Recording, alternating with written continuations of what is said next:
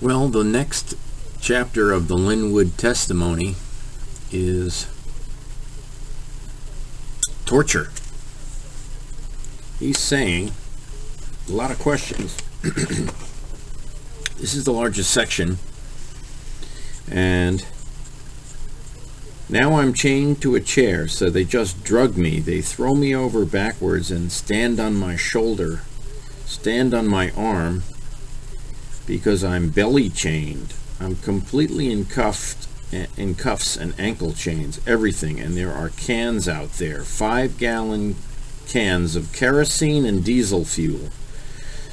So he started pouring it in my face, basically waterboarding me with kerosene and diesel fuel. Now this guy has severe internal burns.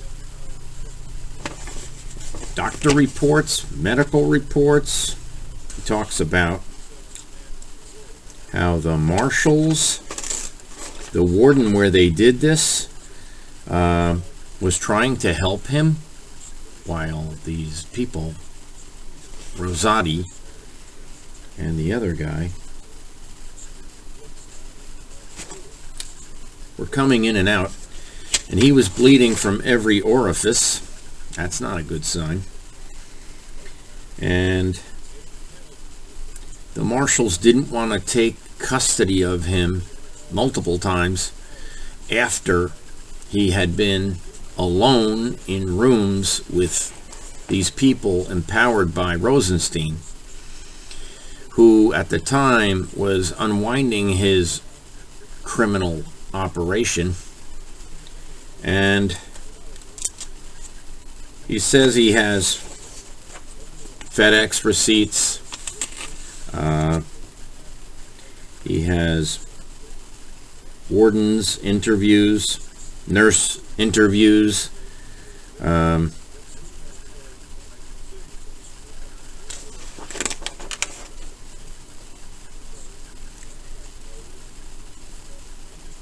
mean, it's just, this is terrible what's going on here. So, is it true? The medical evidence is probably provable. The testimony of the nurse and the doctors and the warden and the other inmates that were nearby, why are they allowing all this to occur without someone present or recording it or whatever? These guys know they're above the law. It's a big problem. He lost 147 pounds. More than half his body weight during this incident of the arrest that he was under arrest for. He was accused of exaggerating. His colon was what do you call it when it comes out? Distended, 8 inches when they found him. They kicked him in the stomach, he said, so hard, so many times that they forced his colon to extend out his rectum 8 inches. That is not pretty. So he's got permanent injuries, and he's giving more information, but I don't think I can really post what some of this stuff he's saying. But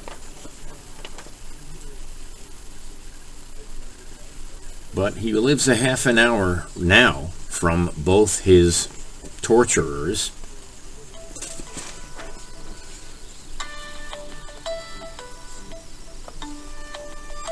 The pleas he made were nullified. I've seen that happen. They gave him a year. Then a judge overturned the decisions. Here, let me read it. She issued a court order in August of 2014 reversing the original orders entirely in my favor, erased everything. And then with prejudice, so they couldn't bring it back, well, Rod got to her and she reversed her court order later. So a judge overruled another judge and then reversed her own order, according to this guy. He has all the original files, all the original orders, and then The judge that overturned everything reinstated everything.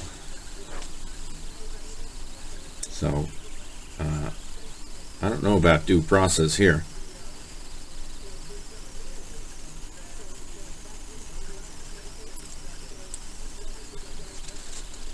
This is the dirty trick squad, which there's lots of evidence on.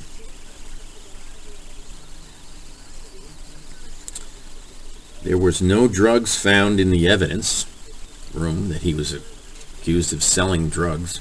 Then he was arrested for insurance fraud,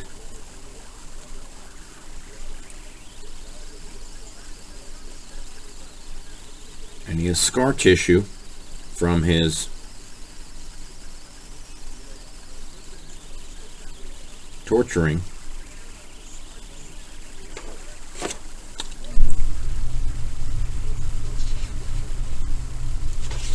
At one point, Rob Rosenstein was worried that the guy would die.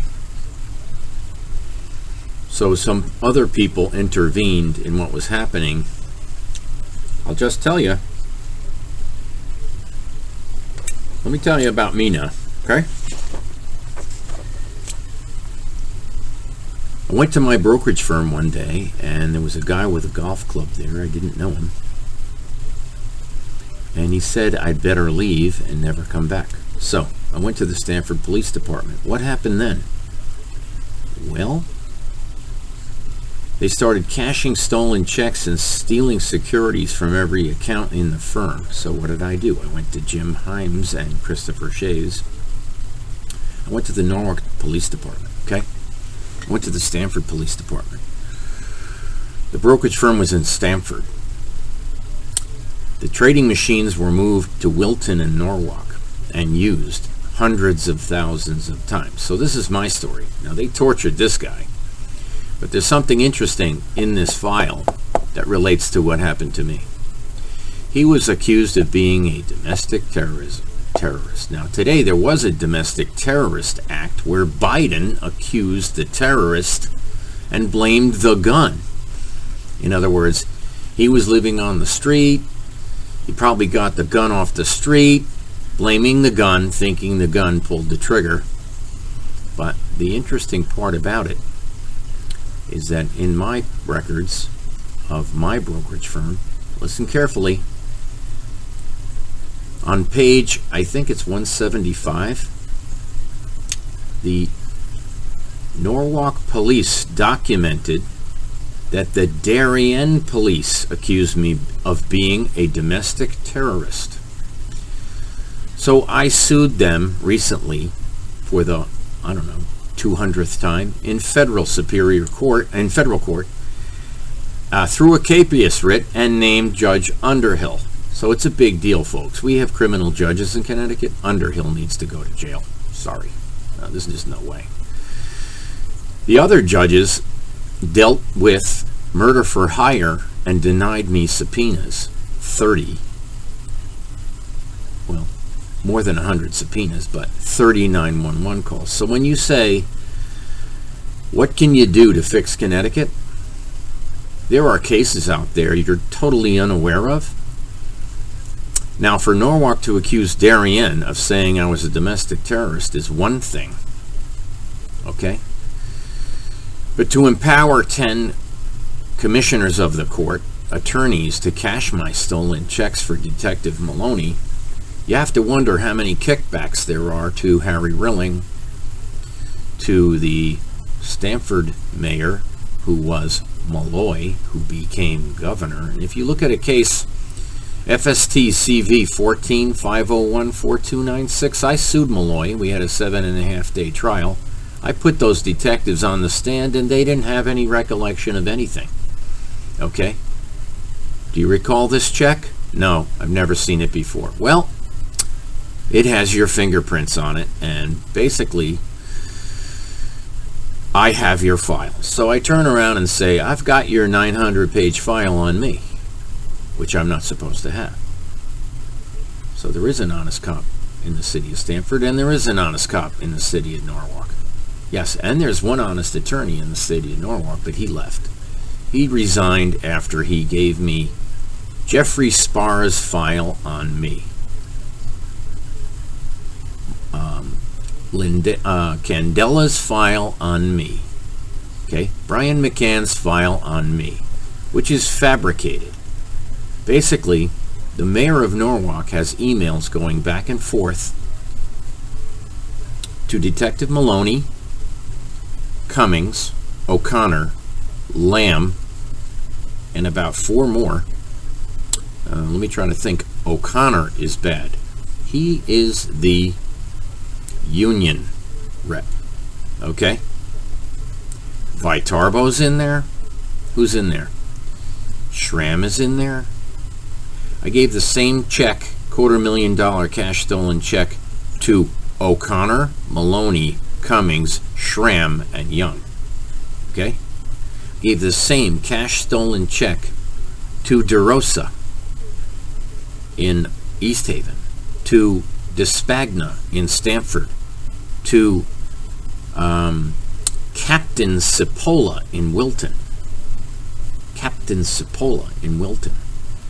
Now, the problem is these 9 police departments went to the FBI and told them I was a domestic terrorist. Yeah. Then they told the state police I was a domestic terrorist. But guess what? I didn't sign those checks. A guy named John Parent did. John Parent worked for Judge Adams. He's a partner at Kelly, Dry and Warren. And Mark Gregory in Darien, Connecticut. Cash stolen checks. James Moriarty. Beverly Painter. Delphine Knight Brown. Problem. Darien attorneys. Darien attorneys. Do you work with these Darien attorneys? Mark Gregory should be in jail. Oh, yes, he should. And I dare you, Mark, to follow my kid again. Yeah, he followed my kid. I found him at my son's tutor. I reported it. Nothing happened. I keep reporting these problems to Mike Bowler at the Statewide Grievance Council, and he has immunity. He's been granted immunity. Our chief state's attorney got immunity about 6 times for bribery, extortion, and racketeering. Okay? And guess who's the investigator on all these things? Muccosi, who blocks my email. Muccosi was Cummings' partner. Cummings was the first detective I went to in Stamford, in Norwalk, excuse me. Cummings was arrested for having sex with 4 boys that were 15 and 16 years old. Okay? He got a pension from Harry Rilling. He was being groomed to be chief. The problem here, folks, is that the guy with the most corruption gets promoted. When someone outdoes the corruption of the other guy, they get promoted. Then they all cover for each other because they won't turn on each other. And this is why we have a problem with police and misconduct. Because this is the problem, same problem we have with Al-Qaeda and Islam. Islam won't turn in the extremists. No. Clean cops don't turn in dirty cops. No, they don't. No, they don't. A few cops have contacted me now, and they understand the problem. Dirty cops like Blake and Holmes, Resnick, Hume, Ronzinski. Oh, there's dirty cops in Stamford. Yeah. Kilcoyne, Connolly, Nusira. They murdered a kid. I have it on video. Okay? I have the doorbell ring on video of a murder of a boy 2 years ago. Colangelo falsified the autopsy, called my friend John Nickerson at the Stamford Advocate. Look his name up. Look his name up. Johnny, I just saw the autopsy. Really? No bruising? Really? That's impossible, given what they did to this kid. Look at the pictures. Look at the photos on News Channel 12, Channel 8, WTNH, the Stamford Advocate, the Norwalk Hour. What I'm saying is cops in Stamford falsify their body cam evidence with an actor after they murdered a kid. 4 hours later, the murder occurred at 1:31 a.m. that I witnessed on a doorbell ring video, snuff video. So when you compare what we're talking about with Linwood, it's all over Connecticut. It's in East Haven. East Haven had 5 cops that worked over 28 people. Okay? Yeah. Chris Murphy knows about the sting operation in East Haven. He has videos out there about it. What they didn't tell you is that John Flynn had a brokerage firm there where the informants lived. They took over my office, and they lived there for 9 months. Now, the police were empowering them to kill people. I'm not pulling any punches here. I have all the evidence I need to prove what I'm saying, okay? And it's in multiple places. They'll never get it all, okay? So the fact remains. Why am I running for U.S. Senate? Because we can't live in a society like this where police fabricate body cam evidence. Sean Bogger of the Stamford Police Department is in charge of the taser evidence. If a taser is used, it gets logged in, he gets a report, and he channels it where it needs to go. The fact remains, he admitted to me there is taser evidence and that he didn't give it to the chief state's attorney. Why? Because the chief state's attorney didn't want it. I have a video of that. I have audio of that. Now, there's problems in Norwalk that are just as bad. And luckily, the person who's the victim is an FBI agent, or we wouldn't know what we know now. Imagine this. After the Garner incident, I can't breathe. The large black guy goes down, and he died. Imagine months later they did that in Norwalk. A guy has a beer, walks out of a bar. He wasn't driving. He called an Uber. The Uber was on his way. He sees 2 cops grinding on the side of the street. He takes their photograph. They come up, put him in a chokehold, sweep his knee out, break his knee, break his neck, and he goes down. What happens then? Hume gets involved. There's video of the cops circling the guy, saying he's not resisting. What was he arrested for? Resisting arrest. So you look at, as your priest, other cases in Norwalk. Look in New Canaan now, there's a case, okay? Stamford has many cases. I mean, there are cases where cops lost their gun, reported it missing, after the girlfriend was shot in the chest. At their house. Hold on a second. How do they cover these things up?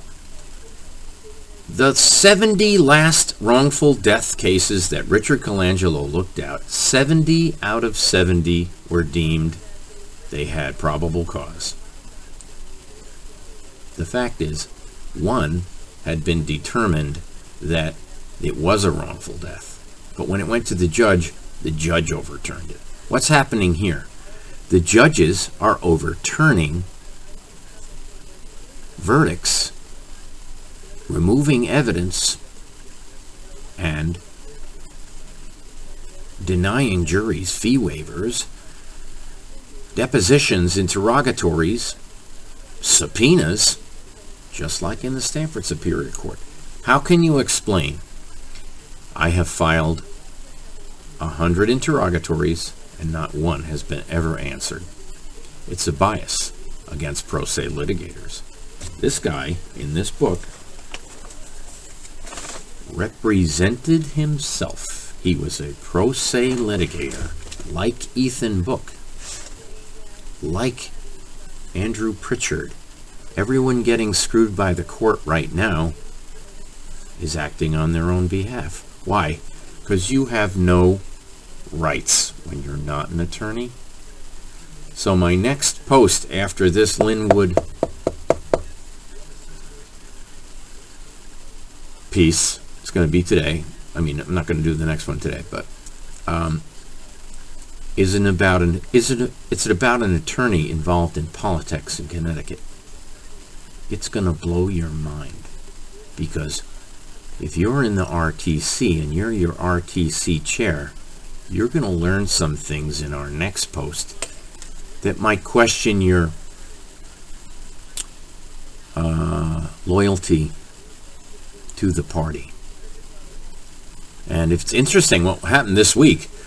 I think 11 people who left the Republican Party over time went and formed the Independent Party. I think 8 of them ran for office and none of them got elected. So what'd they do this week? They went to the Democratic Party in Norwalk and went into each district and became Democrats to undermine them from within. That's a brilliant strategy. Now, I ask myself, if I'm running for U.S. Senate, should I switch to the Democratic Party, pull all the Republicans who know my name and recognize me as a conservative Republican, you know, and then I would automatically get all the votes of the moronic, vote row A, all the way Democratic lemmings. Let me ask you, could you email me if you see this video? I'm at 21 minutes. Let's wrap it up. I don't want to talk about the torture in this book. This guy has internal bleeding from kerosene when he was waterboarded, and the warden where he was intervened 5-6 times. They continued to do it, and then finally the warden said, "That's it. I can't witness any more of this." He pointed right out to him. He should have put the cuffs on these 2 federal agents right there, right then, in that warden's prison, because he witnessed torture. It's against the Geneva Convention. It's a war crime. It's a crime against humanity to pour diesel fuel down a guy's throat so that he bled out his ass while kicking him in the stomach. I mean, there has to be elements of truth, considering the condition of this guy in prison when they found him and treated him, and the amount of the hospital bills has been astronomical. Okay, so how did he do this to himself? I don't know how you extend your own colon, how you stick your large intestine outside your own colon and lose 170 pounds in a short amount of time. How do you lose 170 pounds in a short amount of time? You just can't, folks. I think he was 300. No, he must have been less than 300, because he says it's like less than 50. You know, he lost more than 50% of his body weight. Okay, so he was 270 and he lost 140. Okay, enough said. I'm just saying there are similarities to this case and what Jim Himes did in Connecticut so he could take his annual bribes from Bank America, his largest donor, because those accounts have millions of shares of biotechnology stocks missing. There's millions of shares of biotechnology stocks missing in Stamford and Norwalk, Wilton, Connecticut, New Canaan, Connecticut, Pound Ridge, New York, East Haven, Connecticut, various offices of clients of mine, and what they did to get it. Wait till you hear the rest of this. It's pretty alarming. But to maintain that someone's a domestic terrorist while they're cashing your stolen checks and the judges are in on it, that's not just racketeering, folks. No, that's beyond racketeering. Have a great day. Now there's federal judges involved in Connecticut that are going to have to go down too. If anyone wants to talk to me about their DCF cases, we are working on some. They will shock your conscience, folks. Yeah. Thank you very much. And if you're a victim of a serious crime, And you want to talk about it? We are interviewing 2 people who were trafficked at the Apple Hotel in Waterbury. Believe it or not, what does the state senator of Waterbury say? Well, the police reports say the girls don't exist. I have hundreds of police reports with false information on them. Hundreds. Now, I have audio. Compared body cam evidence to the actual audio of bystanders. Edited. You can see the edits. You can take your video to the FBI. I have a contact there. He will check it against the other videos, other audios that the police are using. They know who's falsifying audio body cam evidence at the New Haven FBI. Thanks a lot. Bye. 26 minutes. Woo.